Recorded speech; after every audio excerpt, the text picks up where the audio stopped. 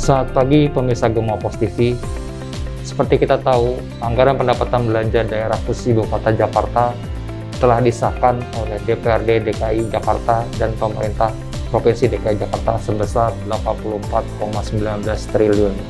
Namun, di balik kisah itu ada beberapa persoalan yang mengapa, seperti pembahasan yang berlalu, pembahasan yang akhirnya dipercepat, hingga menimbulkan koreksi dari Kementerian Dalam Negeri untuk campur tangan di sana.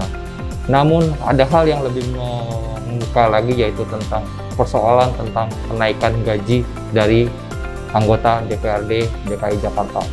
Untuk menyingkap hal tersebut, hari ini kami mendatangi khusus PSI Jakarta untuk menemui Ketua DPW PSI Jakarta, Bro Michael Victor Sniapar. Selamat pagi, Bro Michael. Selamat pagi, Bro Ade. Pemirsa, untuk supaya percakapan kita lebih terdengar secara jelas, ada baiknya kita membuka masker. Walaupun demikian, kita tetap menjaga jarak mengingat peraturan pemerintah, yaitu protokol kesehatan COVID-19. Mari, Bro Michael, kita buka sama-sama. Ya, Pak. Bro Michael, apa kabar hari ini? Sehat-sehat, baik-baik, Pak. Aku panggilnya Pak atau Bro nih, kalau di kantor PSI. Nggak apa-apa, Bro juga, nggak apa-apa. Karena mungkin memang kami sebenarnya berangkat dari teman-teman muda, pengen mencoba menelurkan atau menyajikan tentang berita-berita alternatif yang disenangi oleh teman-teman anak muda gitu, milenial. Baik, pas berarti. Apa nih aktivitas ini nih? Kayaknya sibuk banget kami mau menemui Bro Michael nih. Ya, juga sih nggak sibuk-sibuk lah. Seperti tadi di awal tadi narasi dari kami ini kan APBD DKI Jakarta terus juga jadi salah satu sorotan, tidak hanya sorotan dari masyarakat DKI tapi juga secara nasional, yaitu Kementerian Dalam Negeri. Untuk mengungkap lebih jauh mungkin bisa Bro Michael kemukakan pendapatnya. Sebenarnya gimana sih APBD DKI Jakarta walaupun sudah disahkan gitu, tapi bagaimana pendapat sendiri PSI Jakarta tentang pengesahan APBD DKI Jakarta sebesar 84,19 triliun, dari sisi angkanya, mungkin dari prosesnya segala macam, mungkin bisa dikolaborasi, mungkin diawali dengan itu dulu. Silakan. Baik ya, terima kasih, Bro Ade. Jadi kami dari Partai Solidaritas Indonesia sejak awal berdiri, sejak pertama kali masuk di DPRD DKI Jakarta, fokus kami itu anggaran. Jadi kalau ditanya PSI itu partai apa yang diperjuangkan, yang terutama kami perjuangkan itu anggaran, uang rakyat. Memang keahlian kami di sana, memang positioning kami juga di sana. Setiap kali pembahasan anggaran pasti kami sangat bersiap-siap dan kami juga akan sangat kritis. Atau karena teman-teman backgroundnya ekonomi akuntansi semua? Justru kita nggak ada yang backgroundnya akuntansi. Kita ada yang backgroundnya IT, ada ekonomi sih ada, saya politik. Staf-staf ahli kita ada yang tata ruang, tapi akuntansi, lawyer banyak, kita lawyer banyak. Tapi kebetulan dulu kan beberapa dari kami, termasuk saya, ada Bro Rian, Bro Idris, dan beberapa staf ahli yang lain tuh pernah kerja di Balai Kota DKI Jakarta, kantor gubernur zamannya Pak Ahok, Jokowi Ahok gitu ya. Kami 5 tahun di DKI.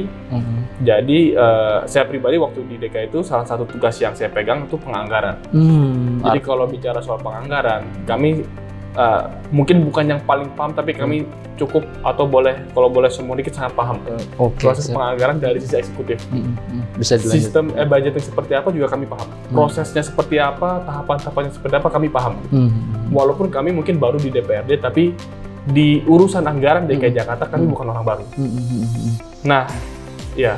Tentang tadi anggaran tadi gimana komentar tentang keluar angka 84,19 triliun, apa memang itu sudah memadai atau sekaligus tepat untuk diputuskan sekian angkanya, terus dari berbagai prosesnya itu kan prosesnya molor-molor, tahunya sekali dikejar deadline kayak orang mahasiswa SKS atau kerja jurnalis gitu yang sehari semalam. Ini mungkin bisa ada komentar. Ya, jadi sebenarnya dari sejak awal pandemi bulan Maret April itu kami udah langsung menyuarakan soal anggaran. Karena pada saat itu kami memprediksi memang pasti akan banyak penyesuaian. Awal pandemi terjadi kita udah prediksi ini kan lockdown, bukan lockdown, sorry, PSBB ya. PSBB-nya sangat ketat awal-awal ya. Dan pada saat PSBB ketat itu aktivitas ekonomi berkurang, otomatis pendapatan daerah juga berkurang dari pajak, gitu kan, pajak restoran, pajak hotelan dan seterusnya, pajak reklame juga berkurang. Itu kita udah tahu dan kita udah baca indikasinya pasti pendapatan daerah berkurang. Nah itu kami segera dorong, selain kami mendorong persiapan mengatasi pandemi, tapi APBD 2020, kita belum bicara APBD 2021 ya. APBD 2020 ini bagaimana? Penyesuaiannya seperti apa itu kami kejar terus. Target pajaknya berkurang seperti apa itu kami kejar gitu. Dan proses penyusunan APBD perubahan 2020 itu pun juga sangat panjang. Dan bahkan baru di akhir-akhir. Kayaknya bulan November malah baru diketok gitu, APBD perubahan. Dan kita bagaimana membahas APBD 2021 kalau APBD perubahan 2020-nya sendiri terlambat, berangsur-angsur. Nah oke lah, APBD perubahan akhirnya diketok, kemudian langsung diburu-buru APBD 2021. Dari awal kami juga udah teriak gitu ya. Kami udah bilang, ini sangat telat nih. Harusnya pembahasan kebijakan umum anggaran. Jadi sebelum bahas APBD, itu ada dulu dokumen awalnya, istilahnya KUA PPAS. Kebijakan umum anggaran, plafon pagu anggaran sementara. Itu harusnya kalau berdasarkan Permendagri bulan Juni-Juli mulai dibahas. Tapi KUA PPAS itu kalau nggak salah baru November deh. Sekitar November gitu ya. Mulai dibahasnya, itu selesai langsung dikebut ke RAPBD. Dari sana kami udah sadar, merasa bahwa ini nggak akan ideal. Pembahasan anggaran tahun ini saya berani katakan lebih buruk daripada tahun lalu. Kenapa indikasinya lebih buruk? Karena tahun lalu itu DPRD kami dilantik di bulan Agustus akhir, Oktober alat kelengkapan dewan dibentuk, kemudian langsung bahas anggaran. Jadi sekitar Oktober masuk November sudah bahas anggaran. Itu tapi APBD perubahan 2019 sudah selesai, dan juga untuk KUPPS 2020-nya udah setengah jalan gitu. Tapi tahun ini KUPPS-nya lebih molor lagi, apalagi pembahasan dokumen akhir APBD-nya. Jadi waktu yang digunakan untuk pembahasan anggaran di tahun 2020 ini untuk anggaran 2021 lebih sedikit, lebih mepet dibanding tahun lalu. Dan kami sejujurnya sempat rapat di internal ya, di internal fraksi kami pada saat kami membaca situasi ini. Kami lihat jadwal yang keluar dari Bamus, pembahasan di komisi hanya 2 hari, pembahasan di Bangga hanya 2 hari, padahal anggaran 80-an triliun yang akan dibahas. Kami sempat berpikir ini realistis tidak? Kalau kita bahas berapa puluh triliun, satu dinas kita mau bahas berapa jam? Kalau cuma 2 hari. Sementara ada puluhan dinas, ada biro-biro, ada suku dinas. Kemudian ada, kita harus pelajari sampai dapat kegiatan komponen rekening gitu. Kami rasa tidak realistis. Dan di dalam rapat internal kami sempat ada perdebatan sejujurnya. Apa PSI mau ikut bahas anggaran? Daripada kita ikut bahas anggaran, habis itu ternyata pembahasan yang kualitasnya itu sangat bisa dipertanyakan karena waktu yang sangat mepet itu tidak bahas detail. Lebih baik kita nggak usah ikut pembahasan anggaran sama sekali. Ada itu perdebatan di internal, tapi kami putuskan harus tetap ikut gitu. Resikonya apapun ya kita tetap ikut. Nah tapi pada saat kami ikut itu, waktunya sangat terbatas. Banyak anggaran yang kami sorot, dan itu bisa dilihat di pandangan umum fraksi kami. Salah satunya kenaikan RKT itu, rencana kerja tahunan yang ada di DPRD. Itu baru satu dari 11 kalau nggak salah. Poin anggaran yang kami kritisi. Apa yang mungkin bisa dijelaskan ke pemirsa, ininya apa dari RKT itu yang kira-kira mungkin tidak sesuai dengan istilahnya perjuangan dari PSI sendiri, apa spesifiknya gimana? Jadi kami mendapatkan informasi bahwa ada usulan kenaikan anggaran di Dewan, yaitu dalam bentuk tunjangan. Ini kalau ini kan istilah ya, gaji ikut naik atau enggak, tunjangan naik atau enggak, itu kan ya gaji pokok memang kecil. Anggota Dewan kalau nggak salah gaji pokok hanya 3 juta, tapi tunjangan-tunjangan yang besar. Dan itu diusulkan naik signifikan. Kemudian ada juga tunjangan-tunjangan yang didapat dari kegiatan kedewanan, seperti reses, sosialisasi perda, dan juga kunjungan kerja, itu dapat tunjangan tambahan lagi. Kemudian ada juga hak-hak kedewanan, yaitu kegiatannya tersendiri, kegiatan sosialisasi perda, sosialisasi rancangan perda, sosialisasi kebangsaan, yang total-totalnya 8,38 miliar per anggota dewan. Kalau dikali 106 itu ya 888 miliar. Pada saat usulan itu ada, ya kami sudah bahas di internal juga, para anggota dewan dikumpulkan, dan juga dari partai kami dengar berbagai perspektif. Dan di sana kami saling mengingatkan.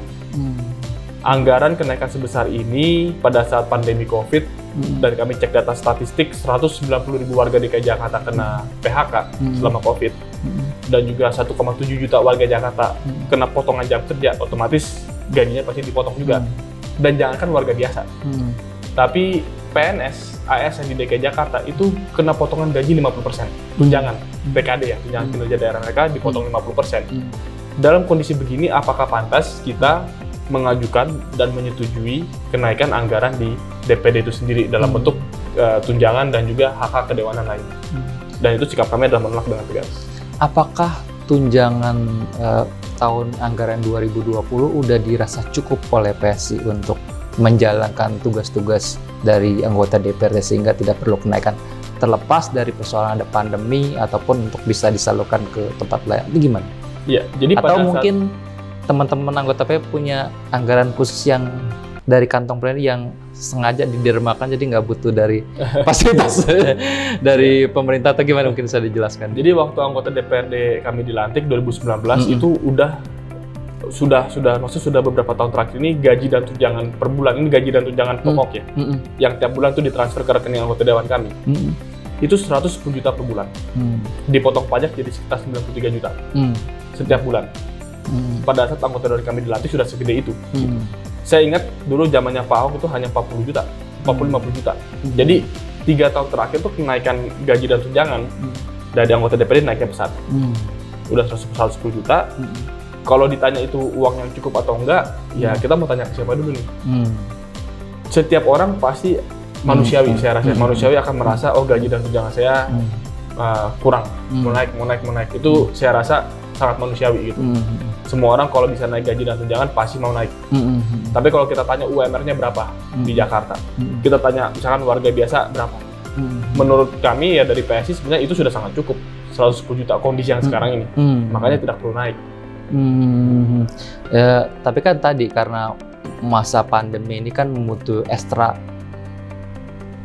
kerja biasa gitu kan, mungkin menjumpai konstituen atau membantu dari konstituen, artinya mungkin dipikirkan perlu ada dana alokasi khusus dibanding waktu sebelum.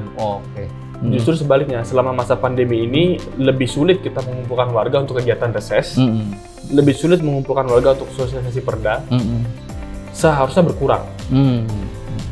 Dan sempat ada wacana di DPD, saya ingat DPD bilang tidak akan ada lagi reses dan sosperda selama tahun 2020 karena COVID, walaupun akhirnya ada lagi diperbolehkan gitu ya. Jadi justru pada saat COVID seperti ini harusnya kegiatan seperti itu berkurang. Kemudian dananya dialokasikan untuk bansos. Nah ini juga sama, kalau memang ada dirasa oh kegiatan-kegiatan ini akan membantu masyarakat karena kita ketemu, kita beliin kotak makan, ya kan, itu kan kegiatan dari reses itu ada beli kotak makan. Tapi ada juga sewa tenda, sewa kursi dan lain-lain. Bahkan ada uang transport kalau di sosialisasi perda gitu ya. Kami rasa kalau memang tujuannya untuk membantu masyarakat yang terdampak COVID, ya lebih baik anggarkan bansos langsung daripada dianggarkan melalui aktivitas kedewanan. Kami rasa ada cara-cara yang lebih baik gitu untuk bisa menyalurkan bantuan kepada masyarakat, tidak harus lewat banyak mata rantai, bansos saja langsung. Nah, selama pandemi ini, apa yang dilakukan oleh PSI Jakarta ya, terutama ke konstituen, atau apa yang dilakukan terlepas tadi pemerintah sudah berbuat untuk membantu ya misalkan yang terdampak COVID ataupun mungkin yang kerjanya mungkin dikurangi gajinya segala macam. Kalau dari partai sendiri apa yang dilakukan? Ya, jadi ada beberapa tingkatan ya yang kami lakukan. Pertama dan yang terutama ya kami cek sendiri kondisi anggota-anggota PSI. Jadi jangan bicara masyarakat yang lain. Di internal PSI sendiri kami cek anggota-anggota kami banyak yang kehilangan pekerjaan. Anggota PSI sendiri itu banyak yang ya narik Grab juga gitu. Itu banyak yang penghasilannya berkurang. Kami langsung bikin dana solidaritas. Ini yang baru sifatnya internal ini. Kami buat dana solidaritas, kami bilang kepada para anggota dewan kami dan juga kepada pengurus-pengurus kami yang mungkin lebih berada gitu. Ini banyak, jangankan bicara bantu orang luar, di dalam aja kita banyak yang hilang pekerjaan. Ayo kita bantu. Nah itu langkah pertama yang kami lakukan. Yang kedua, ada juga banyak pihak di swasta atau masyarakat di Jakarta itu yang lebih berkecukupan. Mereka juga bingung mau menyalurkan bantuan gimana. Dan akhirnya sebagian melalui PSI. Jadi ada orang-orang yang percaya, oke, PSI bisa dipercaya dengan bantuan-bantuan ini. Ada yang kasih bantuan makanan, ada yang bantuan tunai juga. Ya udah, kami juga coba kumpulkan bantuan-bantuan seperti ini dan kami salurkan. Kami minta pengurus kami di level kelurahan cek, nggak usah cek jauh-jauh, cek tetangganya deh. Tetangganya yang udah lansia, atau yang mungkin keluarganya nggak ada yang bekerja lagi, kita salurkan bantuan seperti itu. Ada bantuan dari yayasan juga kita bantu salurkan, itu kita lakukan. Gitu. Nah yang ketiga, untuk pelaku usaha. Jadi selain masyarakat yang rentan tadi yang terdampak, kami juga cek kondisi dunia usaha bagaimana, UKM bagaimana. Mulai dari level UKM sampai level mall kami cek, kami ada komunikasi. Dan dari komunikasi tersebut, kami dorong suatu kebijakan, kami sampaikan kepada Badan Pendapatan Daerah untuk ada keringanan pajak. Karena banyak pelaku usaha mengeluhkan, mereka masih harus bayar PBB full. Padahal tokonya, mallnya, kantornya itu nggak ada aktivitas, tapi bayar pajaknya diminta tetap full. Kami lihat ya di satu sisi pemerintah tetap perlu pendapatan untuk program-program pemerintah. Tapi di sisi yang lain, kalau kita maksa kejar pajak, pada saat pelaku usaha mulai dari UKM sampai pelaku usaha besar tidak ada penghasilan, ujung-ujungnya apa? Mereka nanti akan PHK pegawainya. Jadi kami coba cari titik tengah, kita perjuangkan kebijakan untuk keringanan pajak. Dan itu baru minggu yang lalu atau beberapa hari yang lalu akhirnya keluar keringanan pajak kebijakan dari Pak Gubernur. Tapi itu juga kami dorong. Dari PSI kami berbulan-bulan kami dorong terus ke Bapenda, kepada tim gubernur juga kami sampaikan gitu. Ada concern dari dunia usaha. Dan tentu kami kawal juga penyaluran bansos-bansos yang dilakukan pemerintah pusat dan juga pemerintah daerah. Baik lagi ke APBD yang barusan kita bicarakan. Ini kan setelah disahkan prosesnya kan Raperda ya. Ini gimana kasih berjalan? Ya. Jadi karena pembahasannya sangat singkat itu, poin-poin yang kami utarakan di pandangan umum fraksi itu menurut kami sebenarnya tidak terjawab. Hampir semuanya tidak terjawab, karena nggak sempat dibahas. Ini memang masalah kalau pembahasannya dimepetin di akhir tahun. Kami menyoroti soal pembangunan transportasi massal, kami menyoroti soal anggaran sumber resapan yang kalau nggak salah 300 atau 400 miliar pembangunan sumber resapan, padahal normalisasi sungai aja nggak jalan. Padahal pembangunan tanggul di pesisir utara aja nggak jalan. Tapi kita mau anggarkan 400 miliar buat bangun sumber resapan. Padahal yang lebih urgen yang mana? Itu ya kami pertanyakan, tapi tidak terjawab. Kemudian ada juga usulan-usulan anggaran, beli server lah, beli komputer lah, yang kami rasa nggak ada urgensinya sekarang. Kajiannya aja belum ada, belum dilihat gitu, belum muncul gitu. Jadi banyak yang kami sorot yang belum dijawab. Tapi sudah diketok. Kita hidup di negara demokratis, PSI hanya 8 kursi, sudah kami suarakan pandangan-pandangan kami, diterima tidak diterima, sudah disahkan. Ya sisanya ke depan ya kita tinggal mengawal saja pelaksanaan anggaran itu. Dan kami akan tetap bersuara, walaupun kami kalah suara, kami akan tetap menyuarakan apa yang kami rasa patut dikritisi. Masalah dari rencana kementerian dan untuk mengkoreksi dari anggaran yang ada, apakah ada usulan secara langsung ke kementerian atau mungkin tadi yang pernah diutara di pandangan fraksi atau gimana? Betul. Oke, jadi untuk evaluasi Kemendagri sekarang kan sedang berlangsung. Mungkin hitungan hari sudah selesai itu evaluasi Kemendagri ya. Pasti ada catatan. Dan kami berharap Kementerian Dalam Negeri pasti bekerja secara profesional untuk benar-benar menyisir usulan anggaran di DKI Jakarta dan memberikan catatan-catatan untuk dievaluasi dan diubah. Itu harapan kami. Tapi apakah dari PSI Jakarta ada upaya khusus untuk menghubungi Kemendagri, untuk menyampaikan pemikiran-pemikiran kami soal APBD Jakarta? Kami rasa itu sudah selesai. Karena ya kan sudah diketok di DPRD nih, kami punya perwakilan di DPRD. Ya tentu di opini publik kami juga sudah ada pandangan-pandangan yang sudah menjadi diskursus publik ya, sudah dibicarakan di masyarakat. Ya kami rasa dari PSI Jakarta sudah cukup mengadvokasikan. Karena di DPRD sudah selesai, sekarang di Kemendagri, ranahnya di Kemendagri. Jadi kami menyerahkan kepada Kemendagri untuk mengevaluasi ini secara profesional aja. Ini gimana menurut PSI sendiri, apa pandangan fraksi dari aksi bokong dari partai-partai lain? Apakah ini akan menggerus langkah ini atau semakin percaya diri? Dan sebenarnya psikologisnya gimana sih istilahnya? Apakah memang tidak ada perubahan untuk sesuatu yang akan PSI keluarkan di sana? Gimana pendekatan ke fraksi-fraksi lain? Yuk kita berubah gitu. Gimana? Atau memang perubahannya ada di anak muda, terutama di PSI? Iya, jadi sebenarnya urusan itu kami sebenarnya tidak ambil pusing ya, sejujurnya ya. Kami rasa di dalam politik dinamika seperti itu ya ada-ada aja gitu. Dan kami menghargai sikap anggota dewan, apakah itu sikap individual atau sikap fraksi-fraksi, ya kami hargai apapun itu. Saya pribadi sudah komunikasi dan bahkan bertemu dengan beberapa pimpinan partai di Jakarta, partai-partai lain. Duduk, ngopi, makan siang bareng, kami baik-baik aja gitu. Antar parpol, baik-baik aja. Kita nggak baper, nggak gimana, nggak gitu. Artinya ya kita sama-sama sadar bahwa ya politik ya jalan terus, pemerintahan jalan terus gitu. Bahwa pernah ada walkout itu ya kami anggap itu sebagai ekspresi dari rekan-rekan di DPRD, dari partai lain yang mungkin tidak setuju atau tidak senang, itu silakan masing-masing mengartikan. Tapi bagi kami ya sudah, itu sudah terjadi, ya kami tetap akan jalan, kami tahu apa yang kami lakukan. Anggaran yang sudah kami kritisi sudah disahkan juga, jadi mau dibahas apa lagi. Yang lebih penting sekarang adalah ini ada pembahasan perda rencana detail tata ruang. Pandangan umum yang kemarin itu soal perda ini nih, karena mau dibahas. Jadi bagi kami PSI ya sudah, anggaran sudah disahkan. Kami serahkan kepada Kemendagri. Lebih baik sekarang baik PSI dan juga partai-partai lain dan perwakilannya di DPRD, utusannya di DPRD mulai fokus membahas perda tata ruang. Karena perda tata ruang ini nilainya menurut saya lebih dari puluhan triliun, ratusan triliun. Kita bicara rencana pembangunan DKI Jakarta bukan cuma 5 tahun ke depan, tapi dampaknya ini puluhan tahun ke depan. Transportasi massal mau lewat mana?